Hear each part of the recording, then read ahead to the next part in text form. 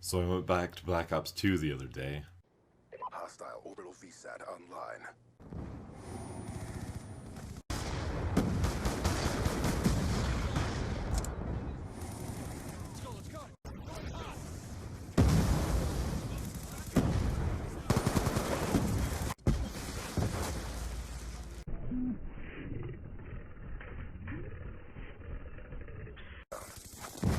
Kill confirmed.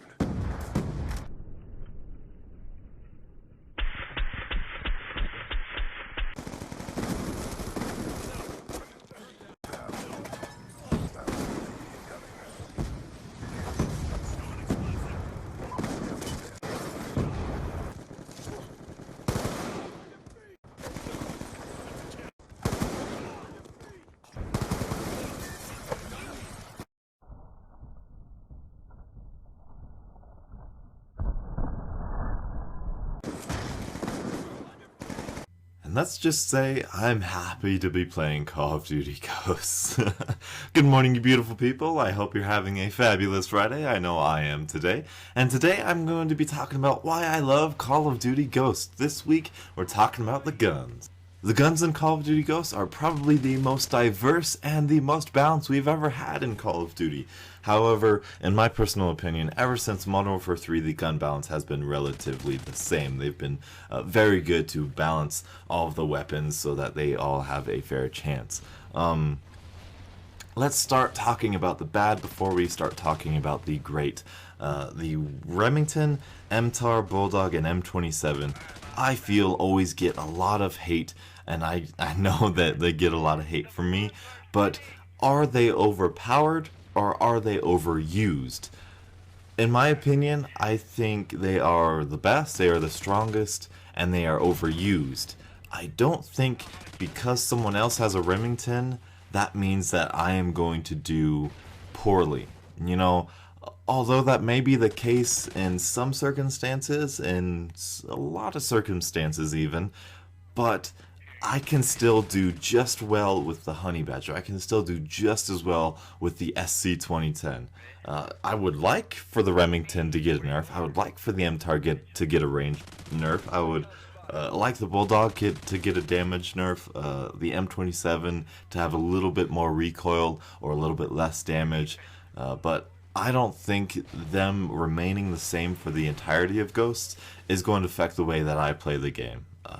I'll still have a Remington tryhard class, but what they did with the AK-12, remember the AK-12 was up there for the best gun in the game status, but then they nerfed it when the Onslaught DLC came out. They added a little bit more side-to-side recoil, and that thing is perfectly balanced now. It's very rewarding when you're on target, and it's very devastating when you're not on target. So if they could do something like that with those guns, I ain't gonna be complaining, and if they don't do anything with the guns, I would probably complain, but I probably wouldn't make a video about it, even though they are the strongest, and I do feel bad for people who just use those guns. Use some different guns, you guys. Come on, let's talk about them. Let's talk about them. First things first.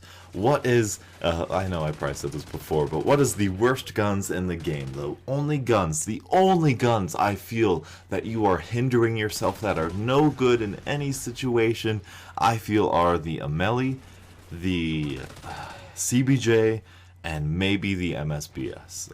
I'm not entirely sure. That I've been killed by the Amelie plenty of times. I've been killed by the MSBS here and there, and of course the CBJ on occasion. But those are the guns I think are the worst. Those are the guns that I think really just you're gonna use, and you're gonna have a bad time. All right. But other than that, I think every other gun is viable in some situations. So let's get started talking about that. The sniper rifles. The sniper rifles, I'm going to do a video next week, hopefully, about quickscoping, my thoughts on quickscoping, how it works. Not how it works, but how I think it should work. But so far, let's take sniping as the scout sniper, as people like to say. Long distance engagements, you're rewarded for keeping the engagements far, far away, and that's the way I've been using my sniper rifle. I've been going for my ghillie suit lately, so I've been using the Maverick, I've been using the USR, the L115, the Lynx, All of these guns really do their job well. They do their job effectively, and it's really rewarding when you keep battles far away, when you can say, okay, they're going to be around that corner way over there. You zoom in and you pop them, and it's so rewarding to have people just running down, and there you have their entire body just running at you, and before they can even see the shimmer of light in your scope in the distance, you already have them dead in your sights. It's incredibly rewarding, and I think it is the most balanced quick scoping has ever been in any Call of Duty. I've never seen this so terrible. The quick scoping in Black Ops 2, let's say, is inconsistent. That's a good word for that. Inconsistent. Yes. Yeah, it's not so good in Black Ops 2, but in Ghost the hit detection is perfect. I still get those points where they weren't aiming near, they were just aiming near me, they weren't on me, and I still die. But that happens rarely. It has not happened as nearly as often as it has in Modern Warfare 3 or Black Ops 2, which is fantastic. I think the dual render scope is cool. I think using the sniper rifles takes a lot of good accurate aim now, and that is what I like about it. The time to kill being very fast means you must be accurate. You must always be accurate, or you have to dedicate yourself. Okay, now I'm going this close quarter combat situation.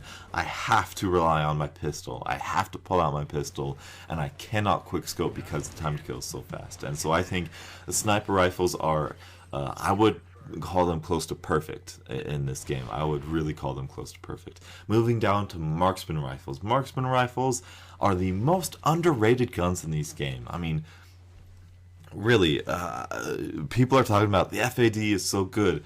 Oh, the Vepr is so amazing. No, the marksman rifles is where it's at. Take a look at this. Take a gander. Think about this for a second. The SVU, the Dragunov, is always 100% of the time a 2-hit kill at any range. Even with a silencer, it is always a 2-hit kill.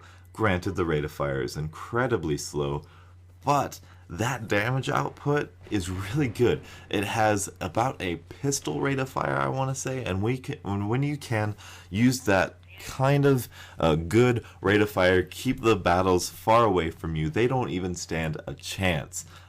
Any one of those marksman rifles, the IA-2, the MK-14, the MR-28, the SVU, when I did my marksman rifle review, any one of those guns could have been my favorite. Any one of them. They are so good, so fun to use. Put a tracker sight on them, a thermal sight on them, a variable. I guess you can't put a variable magnification sight on it. That's weird. Red dot sight, iron sight. I'm not a big fan of the iron sights on some of them. Only the MR28, but they're still amazing. They're still fun to use. They're really rewarding. And try them out if you haven't. Give them a shot. Make a couple classes with them. They're really fun to use. Just stick to those long distance engagements. I know it's kind of hard on the DLC maps, but on the older maps it's really easy and it's really fun to do. Moving on down to the light machine guns. The light machine guns, in my opinion, have a bad reputation for being the camper's choice. But in my opinion, if the campers all chose like CBJs, I think the CBJ would get as much hate as the M27 does right now. I can't say for myself how good the light machine guns are. I'm not a big fan of light machine guns, but I will say that chainsaw is so fun. It is incredible. I mean, the fact that it's a hip fire only gun, it should be reason enough to use it. It's a chainsaw, for crying out loud. I mean, it's so much fun to use. And honestly, one of my favorite guns to use when I'm just trying to have fun and relax and play Call of Duty. But I can tell those guns are great. The low movement speed and the low aim down sight time is really hard for me to use, so that's why I don't really use it. But overall, they're still a really good class, and they're really underrated and the camper class is on them as well, which is sad. But, you know, it is what it is. Assault rifles. This is everyone uses the assault rifles, and these are my favorite guns. These guns are so good. I wish I can go through individually and tell you that the SC-2010 is great at range. You put a red dot sight muzzle brake on that thing, it gets people across the map. You put on a silencer and a foregrip on the FAD, don't bother with the red dot sight muzzle brake. Put on a silencer and a foregrip, and you put that little pinpoint needle right on their body, and bam, they drop so fast. That gun is the ACR for Modern Warfare 2 with that setup. I guarantee you that gun is so good. The Honey Badger is a great gun. That's my preferred weapon. That's my go-to, just standard weapon. The AK-12, low rate of fire, really rewarding when you're on target. It drops people quick when you're on target. The 3 hit kill range, the 4 hit kill range, super long in this gun. It's a very great gun. Remington, of course, very strong gun.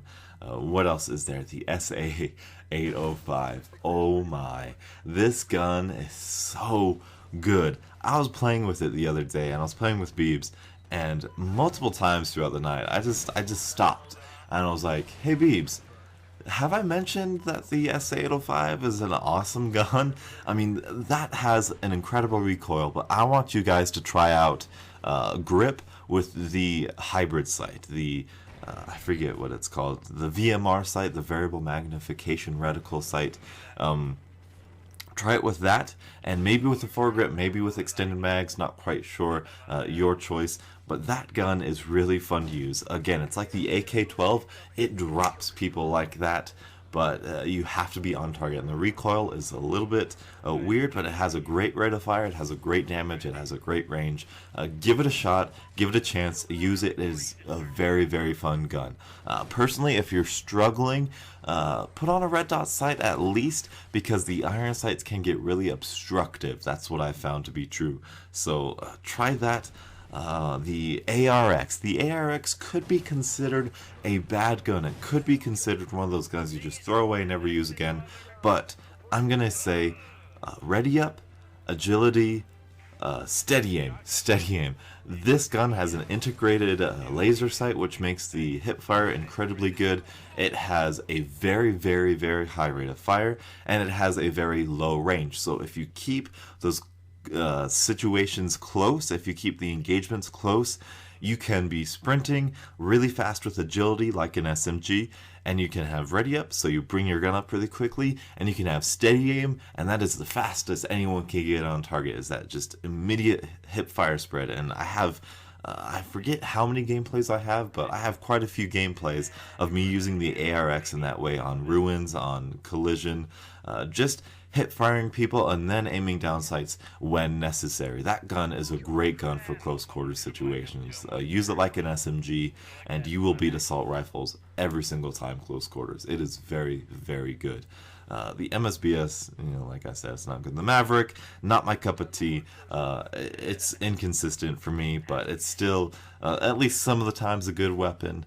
But it's fun to use. The iron sights are really good on it. Man, I love those iron sights. And that brings me to the SMGs. The SMGs, the CBJ, like I said, not the strongest. Personally, I feel like they've done something to the K7, unfortunately. I feel like the K7's really weak lately. Maybe it's because all the other ones are so good now. But the K7, still a good one, still a laser sight, at a medium long distance, still really good. The damage is really low, but the rate of fire is really well. Bison, in my opinion, didn't need the nerf. I wasn't melting people like people were saying. The recoil is so high that the distance, the range, however good at range it is, it's really difficult to use because of the recoil. But it's still a fun gun to use. They've buffed it appropriately, in my opinion. I think it is a very viable gun now compared to when I reviewed it in my SMG class review.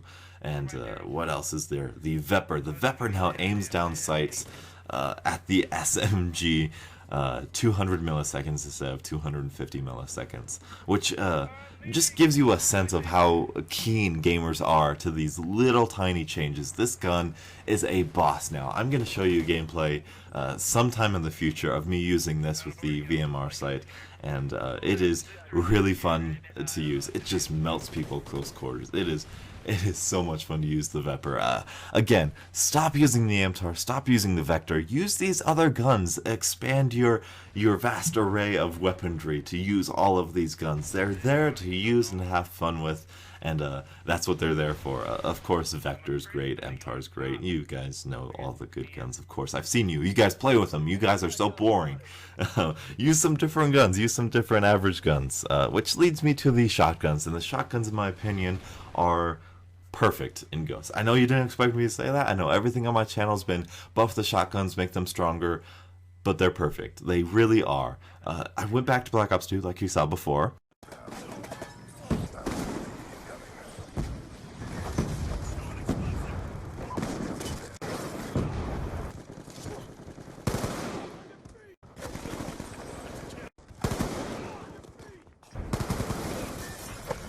And the shotguns were just so overpowered. And I go back to Modern Warfare 3 and the shotguns were really, really strong.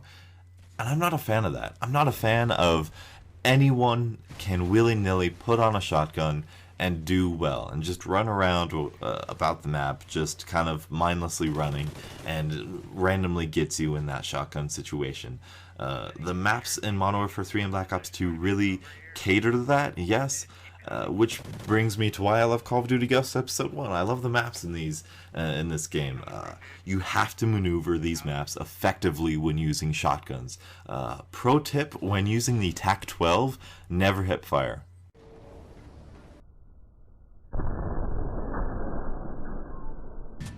Ballistic vest ready for deployment.